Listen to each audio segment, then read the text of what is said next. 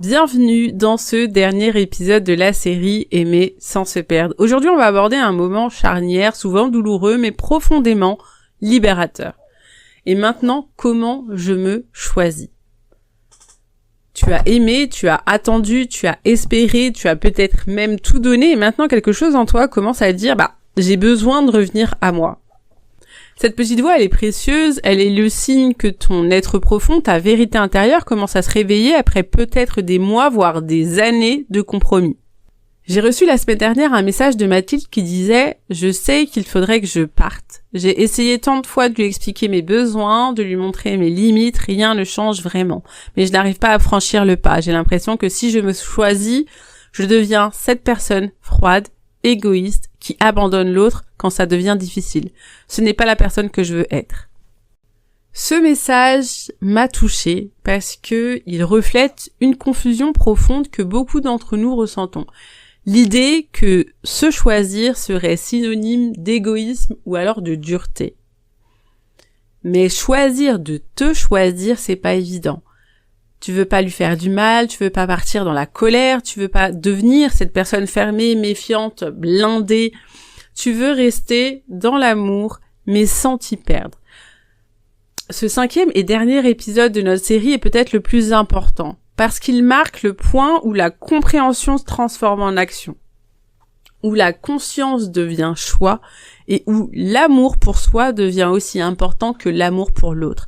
Alors aujourd'hui, je vais t'aider à reprendre ta place dans ta propre vie, sortir de ta posture du sacrifice sans devenir dur, dire stop sans dire haine, comprendre les étapes émotionnelles d'une rupture consciente, reconstruire ta confiance en toi et en l'amour, t'ouvrir à l'amour autrement, plus juste, plus clair, plus aligné. D'abord, remettons quelque chose à sa place. Se choisir, ce n'est pas abandonner l'autre, c'est arrêter de t'abandonner toi-même. Cette distinction, elle est fondamentale. Pendant trop longtemps, on nous a enseigné que l'amour véritable était synonyme de sacrifice, que pour aimer authentiquement, il fallait être prêt à s'effacer, à s'adapter, à renoncer à des parts essentielles de soi-même. Ce modèle de l'amour-sacrifice, il est pas sain. Il crée des relations déséquilibrées où l'un donne et l'autre prend, où l'un s'adapte constamment et l'autre reste figé dans ses patterns, dans ses blessures, dans ses schémas. Et où l'un s'épuise et l'autre s'habitue à recevoir sans effort. Tu peux toujours aimer, tu peux toujours souhaiter le meilleur pour l'autre, mais t'es pas obligé de rester là où tu n'es pas pleinement aimé, pleinement choisi et pleinement vu. Et ça, c'est pas de la fuite, c'est pas de l'égoïsme, c'est de la lucidité émotionnelle. J'ai appelé une femme, on va l'appeler Claire, qui était restée 7 ans dans une relation où elle espérait toujours que son partenaire guérirait de ses blessures, de ses peurs d'engagement, de son incapacité à offrir cette présence stable. Pendant 7 ans, Claire, elle s'est adaptée. Elle avait compris, elle avait attendu, elle avait mis sa vie en suspens, reportant ses propres rêves, ses propres besoins au nom de cet amour qu'elle croyait inconditionnel. Quand elle a finalement décidé de partir, elle était rongée par la culpabilité, elle se disait « Ah mais je l'abandonne, je suis pas celle que je croyais être, je pensais pouvoir l'aimer quoi qu'il arrive ». Et ce qui a été libérateur pour Claire, c'est de comprendre que partir, c'était pas un acte d'abandon, mais un acte de vérité. Elle ne rejetait pas son partenaire, elle refusait simplement de continuer à rejeter ses propres besoins personnels. Tu peux dire « Je comprends que tu sois en chemin. Je vois tes efforts, ton histoire, tes blessures. Mais aujourd'hui, j'ai besoin de marcher à mon rythme. Et ce rythme-là, je ne le trouve plus dans notre relation. » Et ça, c'est une déclaration d'amour envers toi. Il y a une différence fondamentale entre compassion et complaisance. La compassion voit la différence de l'autre, la reconnaît, l'honore, mais ne s'y laisse pas engloutir. La complaisance, elle se noie dans la douleur de l'autre au point de s'y perdre. J'aime beaucoup cette phrase du philosophe Paul Tillich. Le premier devoir de l'amour est d'écouter. Écouter l'autre, oui, mais aussi t'écouter toi-même. Écouter ce que ton corps, ton cœur, ton intuition essaie de te dire depuis peut-être déjà trop longtemps. Se choisir, ce n'est pas refuser de voir la complexité de l'autre, c'est simplement reconnaître que tu ne peux pas porter cette complexité à sa place. Que ce n'est pas ton rôle, pas ta responsabilité. Tu n'es pas responsable du bonheur de l'autre. Tu n'es pas responsable de sa guérison. Tu es responsable de ton propre chemin, de ta propre vérité, de ta propre intégrité. Et parfois, le plus grand cadeau que tu puisses faire à l'autre, c'est de lui rendre sa responsabilité, de lui permettre de faire face à ses propres choix, à ses propres patterns, sans que tu sois là pour amortir les conséquences. C'est pas un abandon, encore une fois, c'est une invitation à l'autonomie, à la vérité, à une forme d'amour plus mûr, plus authentique, même si cet amour doit maintenant prendre une forme différente.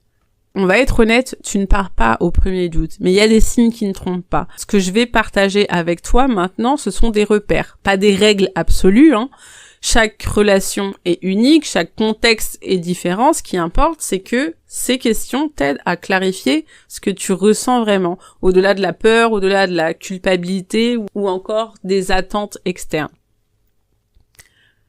5 questions à te poser pour savoir si c'est le moment de te choisir.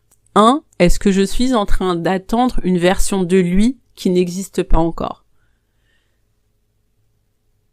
Tu vis dans le potentiel. Tu t'accroches à ce qu'il pourrait être, pas à ce qu'il est. C'est l'un des pièges les plus courants dans les relations difficiles. On s'accroche non pas à la personne réelle qui est devant nous, mais à l'idée qu'on se fait de ce qu'elle pourrait devenir si seulement. Si seulement elle guérissait, si seulement elle prenait conscience, si seulement elle changeait. Aimer quelqu'un pour son potentiel plutôt que pour ce qu'il est aujourd'hui, c'est une forme subtile de non-acceptation. C'est dire je t'aimerais vraiment quand tu seras différent. Et ça, c'est pas de l'amour authentique, c'est de la projection. Deuxième question à te poser, est-ce que je me sens respectée dans mes besoins fondamentaux? Sécurité, clarté, stabilité, etc. Si tu dois te taire pour qu'il reste, c'est pas une relation, c'est une illusion. Nous avons tous des besoins relationnels fondamentaux, sécurité émotionnelle, respect réciproque, honnêteté. Ces besoins ne sont pas des caprices. Ils sont essentiels à notre bien-être psychologique. Si tu te retrouves constamment à minimiser ou à nier tes besoins pour préserver la relation, c'est un grand signal d'alarme. Une relation saine crée de l'espace pour que les besoins de chacun soient exprimés et dans la mesure du possible, ils soient satisfaits. Troisième question, est-ce que je me reconnais encore dans cette version de moi-même? Si tu te regardes aujourd'hui, est-ce que tu aimes la personne que tu es devenue dans ce lien, dans cette relation? Les relations, elles nous transforment, c'est inévitable. Mais cette transformation devrait t'amener vers une version plus épanouie, plus authentique de toi-même, pas vers une version diminuée, effacée, anxieuse. Si tu ne te reconnais plus dans le miroir, si tu as l'impression d'avoir perdu ta joie, ta spontanéité, ta confiance en toi, ton estime, c'est que cette relation t'éloigne de toi-même plutôt que de te rapprocher de ton essence. Quatrième question, est-ce que j'ai déjà exprimé clairement ce que je ressens? Et rien ne change. Parfois, il s'agit plus d'expliquer, il s'agit de constater. La communication, elle est essentielle dans toute relation, ça on est d'accord. Mais il arrive un point où tu as tout dit, tout expliqué, tout partagé. Et pourtant, rien ne change fondamentalement. C'est pas toujours par mauvaise volonté de la part de l'autre, non, parfois c'est simplement que la personne n'est pas capable, à ce stade de son parcours, à son cheminement, d'offrir ce dont tu as besoin. Et de continuer à espérer un changement, c'est te condamner à une attente sans fin. Cinquième et dernière question, est-ce que je reste par amour ou par peur? Peur de le perdre, peur d'être seul, peur de ne plus jamais retrouver ça. L'amour et la peur sont deux énergies radicalement différentes. L'amour dilate, ouvre, libère. La peur, elle contracte, elle ferme, elle emprisonne. Si t'es honnête avec toi-même, qu'est-ce qui te maintient vraiment dans cette relation? Est-ce que c'est un choix libre, joyeux, basé sur ce que tu vis réellement au quotidien? Ou est-ce que c'est une forme de dépendance émotionnelle, de peur de l'inconnu ou de doute sur ta capacité à trouver mieux? Ou à trouver quelqu'un d'autre tout simplement? Et si la réponse à ces questions t'éloigne de toi, alors il est temps. Un dernier mot sur ce point, il n'y a pas de bon moment pour partir. Il n'y a pas de timing parfait qui rendrait la décision facile, évidente, indolore. Il y a juste ce moment où tu sais, au fond de toi, que continuer te coûte plus que de partir. Souvent, quand on se choisit, on a envie de tout couper. On veut bloquer, supprimer, disparaître, et parfois c'est nécessaire pour poser une vraie limite pour pouvoir se reconstruire. Mais moi, je mets en garde à ne pas confondre protection et fermeture. Tu n'as pas besoin de le punir pour te libérer, tu n'as pas besoin de te blinder pour avancer. Tu peux partir dans l'amour, dans la paix et dans la dignité. Ce qui rend les ruptures si douloureuses, c'est souvent moins la séparation elle-même que la manière dont elle se déroule. Quand une rupture est empreinte de blâme, d'accusation, de ressentiment, elle laisse forcément des cicatrices profondes qui peuvent affecter notre capacité à faire confiance à nouveau et à nous ouvrir à nouveau. Une rupture consciente, ça demande du courage. Le courage de regarder au-delà de ta douleur immédiate, au-delà de ta colère, qui peut être légitime, pour honorer ce que cette relation a été et ce qu'elle t'a appris. Je te partage des principes pour une rupture consciente. Le premier principe, c'est de reconnaître la part de responsabilité de chacun dans la relation.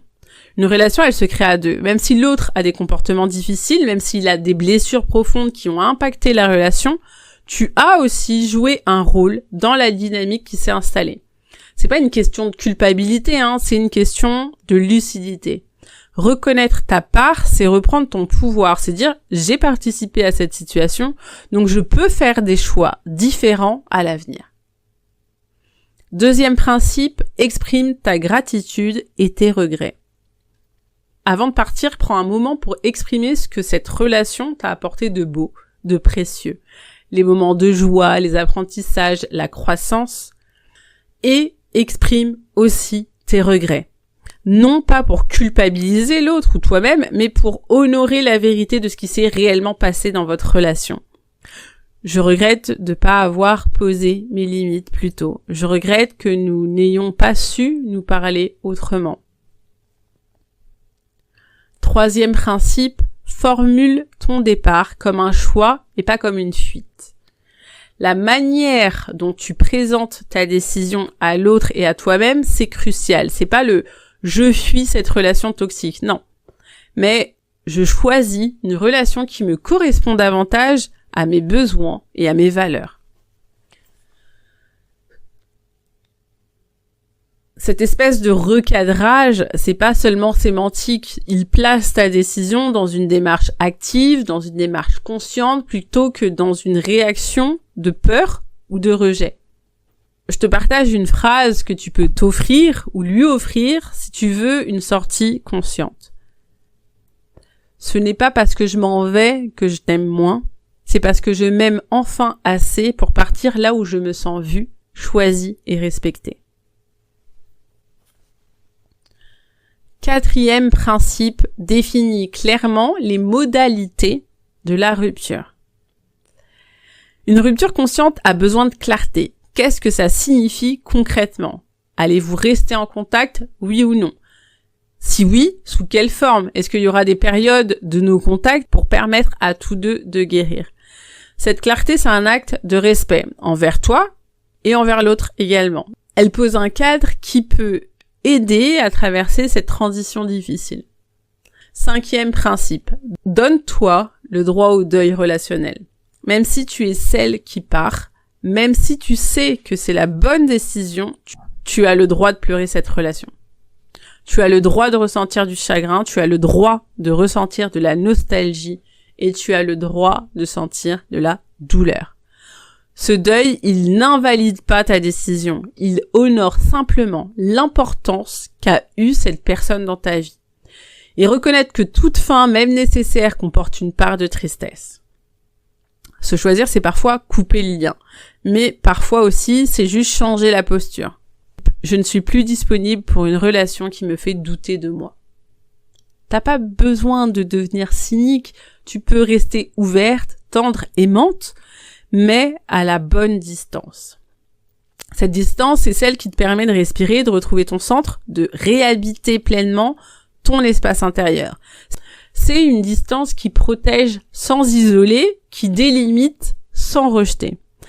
Et parfois, cette distance, elle permet à l'autre de te voir véritablement, peut-être pour la première fois d'ailleurs, de comprendre ce qu'il risque de perdre, de faire son propre travail intérieur. Mais attention, c'est pas l'objectif. Tu ne poses pas tes limites dans l'espoir que l'autre change.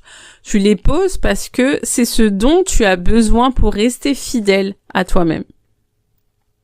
Avant de parler de l'ouverture à un nouvel amour, c'est essentiel de comprendre et d'honorer le processus de deuil relationnel qui suit une rupture, même choisie. Le deuil d'une relation, c'est pas linéaire, il suit pas des étapes nettes et ordonnées, c'est plutôt un mouvement de va-et-vient entre différents états émotionnels que tu traverses naturellement à ton rythme. La première étape, c'est le choc et le déni. Même si c'est toi qui as pris la décision de partir, il peut y avoir un moment de choc, d'incrédulité. Par exemple, est-ce que j'ai vraiment fait ça? Est-ce que c'est vraiment fini? Ce moment, il peut être accompagné d'une forme de dissociation, comme si tu observais ta vie de l'extérieur. C'est un espèce de mécanisme de protection naturelle qui te permet de pas être submergé par l'intensité émotionnelle de la situation. Deuxième étape, la colère et le ressentiment. À mesure que la réalité de la rupture s'installe, tu peux ressentir de la colère envers l'autre qui n'a pas su changer, qui t'a fait souffrir, etc. Ou encore envers toi-même pour avoir permis cette situation pour être restée aussi longtemps. Pour rappel, cette colère, elle est pas négative. C'est une énergie puissante qui peut te motiver à établir de nouvelles limites, à affirmer tes besoins et à te repositionner dans ta vie. Troisième étape, la négociation et les doutes. C'est souvent la phase la plus difficile. Tu commences à douter de ta décision. Et si je lui donnais une dernière chance? Et si j'avais pas essayé assez? Et si je ne retrouvais jamais quelqu'un qui me fait ressentir ça? Ces doutes, ils sont normaux, mais ça signifie pas que tu as fait le mauvais choix. C'est simplement l'expression de ton attachement, de tes peurs, de ton désir de certitude dans un moment d'incertitude profond. Quatrième étape, la période de tristesse, plus calme, plus profonde. Tu commences à accepter la réalité de cette fin de relation. Tu honores ce que vous avez partagé, tu commences à entrevoir un futur sans cette personne. Cette phase peut être douce, amère. Il y a de la douleur, mais aussi il y a une forme de libération. Tu commences à retrouver ton espace, ta respiration et ton propre rythme de vie. Cinquième et dernière étape, l'acceptation et l'intégration. Progressivement, en fait, tu intègres cette expérience dans ton histoire personnelle. Tu reconnais ce que cette relation t'a appris sur toi, sur l'amour, sur tes besoins et tes limites. Tu ne dépasses pas cette relation, tu ne l'oublies pas non plus, tu l'intègres. Et elle devient une part de toi, une expérience qui t'a façonné, qui t'a conduite là où tu es aujourd'hui. Faut bien intégrer l'idée que ce processus prend du temps. Il n'y a pas de calendrier universel pour le deuil relationnel. Certains aspects de ce deuil peuvent prendre des semaines, d'autres des mois, voire des années pour les relations les plus significatives. Ce qui importe, c'est de te donner la permission de vivre ce processus pleinement sans le précipiter, sans en sauter des étapes. C'est comme ça que tu pourras véritablement guérir et t'ouvrir après à une nouvelle forme d'amour, y compris l'amour de toi-même. Et maintenant, tu t'es choisi, mais comment continuer à croire en l'amour après cette histoire? Grande question. T'as peut-être peur de refaire les mêmes erreurs, peur de te rouvrir, peur de tomber à nouveau dans le même piège, peur de refaire confiance, etc., etc. Cette peur, elle est évidemment légitime. Elle témoigne de ta conscience, de ton désir de grandir et d'évoluer. Mais cette peur, si tu lui donnes trop de pouvoir, elle peut devenir une espèce de prison plus contraignante que la relation elle-même que tu as quittée. Alors voici 3 repères pour rester ouverte sans retomber. 1. L'amour ne doit plus jamais coûter ta paix intérieure. Fais de ton bien-être ton repère numéro 1. Si tu dois douter en permanence, ce n'est pas ton endroit. La paix intérieure, c'est pas l'absence de défis ou de conflits, c'est plutôt un sentiment de justesse et d'alignement. C'est savoir que même dans les moments difficiles, t'es pas en contradiction avec toi, avec tes valeurs ou avec ta vérité. Une relation qui régulièrement, systématiquement, te fait perdre cette paix, c'est pas une relation dans laquelle tu peux t'épanouir sur le long terme. C'est aussi simple que ça. 2e repère, observe plus ce que tu ressens que ce que l'autre te dit. L'amour, c'est pas ce qu'on promet, c'est ce qu'on te fait vivre. Combien de fois t'as entendu de belles paroles, de grandes promesses qui n'ont jamais réellement été suivies d'actes vrais? Les mots sont importants, bien sûr, mais ce sont les actions, la constance, l'engagement quotidien qui révèlent la réalité d'un amour. Apprends à faire davantage confiance à ton ressenti qu'au discours. Comment tu te sens après avoir passé du temps avec cette personne? Plus légère, plus lourde, plus confiante ou plus confuse? Plus énergisée ou plus épuisée? Ton corps, ton cœur, ils savent. Écoute-les. 3e repère, tu peux être vulnérable sans être naïve. Tu peux aimer fort quelqu'un intensément sans t'oublier toi. C'est ça l'amour adulte. La vulnérabilité, c'est le courage de se montrer tel qu'on est, avec ses forces et ses fragilités. C'est pas abandonner son discernement, son intuition, sa capacité à poser des limites. Tu peux ouvrir ton cœur tout en gardant les yeux ouverts. Tu peux faire confiance tout en restant lucide. Tu peux te donner pleinement tout en maintenant ton ancrage en toi-même. C'est cet équilibre subtil entre ouverture et discernement qui caractérise l'amour mature adulte. Un amour qui ne demande pas de sacrifice, mais qui invite à une rencontre authentique entre 2 êtres.